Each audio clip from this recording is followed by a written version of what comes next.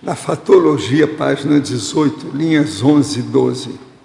Em tempos de supercomunicação, como diminuir as vivências virtuais através da internet, sobrepondo-se às interações diretas, olho no olho, principalmente entre os jovens? Tá. Isso é bem interessante porque, assim, eu tive uma infância, uma adolescência com os amigos de rua, né? A minha fase ainda foi brincando com os vizinhos, jogando bola na rua, brincando de esconde-esconde, brincando de...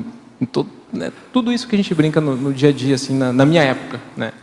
E eu tenho algumas pessoas que eu conheço, que são adolescentes e tudo mais, que eles chegam da escola, almoçam e vão para o computador, né? E ficam lá o tempo todo, aí a mãe briga, chega lá e desliga o computador, né? E aquela complicação toda. Então, o Facebook... Então, hoje tem essa tendência dessa vivência virtual e a pessoa precisa começar a analisar e ver qual que é esse equilíbrio. Quanto é que eu estou olhando, tendo esse computador de distância, essa tela que me separa da outra consciência ou daquela realidade, até porque o mundo virtual ele permite um monte de coisas, né? Permite a mentira, você pode ser quem você não é realmente, você pode pensar muito antes de colocar uma resposta.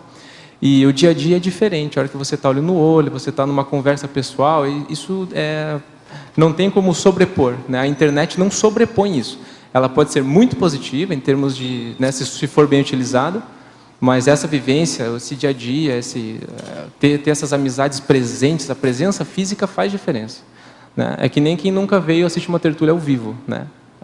Online, super positivo, eu acompanho também de Curitiba, mas sempre que eu posso eu venho para cá assistir ao vivo, é diferente, não tem jeito, né? Tá aqui presente, faz diferença.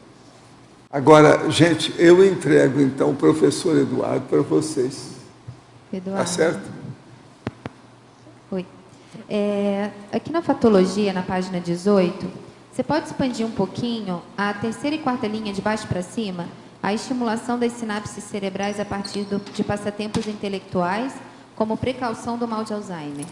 Isso. Então, essa ideia foi de uma reportagem que eu estava acompanhando, que falava da pessoa que já vai chegando numa certa idade e ela se acomoda, ela se aposenta, ela não estimula o cérebro, não estimula as sinapses cerebrais, não estimula o seu pensamento e por aí vai.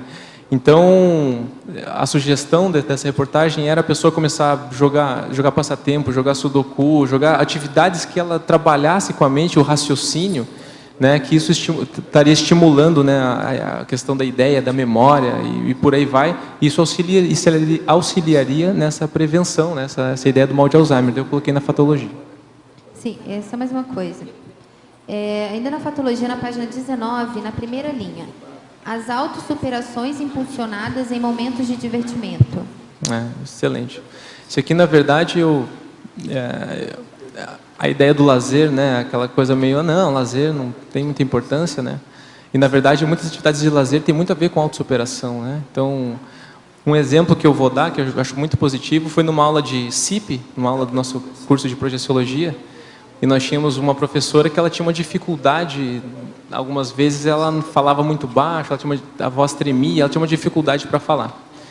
E um dos feedbacks que um professor deu foi assim, falou, olha, sugiro que você faça aula de canto, né, para você trabalhar essa questão vocal, trabalhar essa questão da autoexposição, da comunicabilidade. E ela foi fazer aula de canto, começou a fazer aula de canto, era um lazer, ela começou a adorar aquilo, para ela era muito prazeroso fazer, e aquilo melhorou o desempenho dela em sala de aula fazendo TARES, né? E no final do ano teve uma apresentação, ela convidou esse professor que deu feedback para ela assistir, ela cantando. Então, é um lazer, né? Mas foi super positivo, ajudou ela numa autossuperação, numa qualificação consciencial, uma qualificação na TARES, no esclarecimento, né? Então, a gente está atento a tudo isso. Professor, essa questão da evoluciologia, né, que o senhor coloca aqui, por um lado, o melhor é ser prático e, em contrapartida, coloca, por outro lado, devemos ter paciência para desenvolver as manifestações cosmoéticas. O senhor poderia aprofundar esse finalzinho? O problema aqui que eu vejo é o seguinte, para a turma entender, sobre evoluciologia. Observa o meu jeito, o seu jeito em cada questão. Aí se evidencia a autodemonstração etológica explícita. Etologia é o comportamento, é a conduta, é a postura, é a atitude da pessoa. Por um lado, o melhor é ser prático, objetivo, sem meios termos, vapt-vupt. Por outro lado, devemos ter paciência para desenvolver as manifestações cosmoéticas. Assim, alcançamos objetivos ou as bases mutáveis das reações evolutivas. Então, veja, uma coisa boa que eu sempre falei é o seguinte: se a pessoa quer evoluir com mais dinamismo, intensidade e com mais lucidez, ela tem que aderir à natureza. Ela não pode esquecer da natureza. E aderir à natureza, ela vai descobrir que o princípio consciencial não é só nosso, hominal, da consciência aqui humana. Também as árvores têm princípio consciencial. A zoologia, os bichos todos, pré-humanos, têm princípio consciencial. Então o problema é a gente ter contato com todos esses princípios conscienciais e abraçar isso, acolher isso na vida da gente.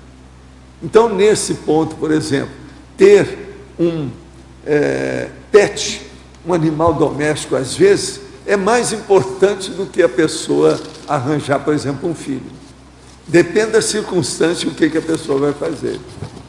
Então, o problema da evoluciologia não pode ser esquecido o caso do princípio consciencial em evolução. Professor, mas essa questão de desenvolver as manifestações cosmoéticas com paciência, tá? É com paciência. Por exemplo, você veja, eu às vezes descasco determinadas pessoas, não falo o nome delas, mas às vezes a gente descasca aqui. Então a gente fala burro, burrildo, burraldo, burroide, vovozinha, isso tudo eu falo. Mas em compensação, tem às vezes casos aí de uma criança, uma pessoa que está doente, um outro, que eu vou ter que ter uma paciência com ele durante um mês. E ninguém está sabendo como é que eu sou. Entende? Então o povo fala que às vezes eu tenho até paciência demais. Você está entendendo? Você tem que equilibrar isso. O problema da assistência é feito com a modalidade da necessidade. A necessidade é que vai ver a modalidade que você tem que ter. O senhor tem que olhar o contexto de cada um. O contexto de cada um, para você atender aquilo que senão não vai adiantar nada.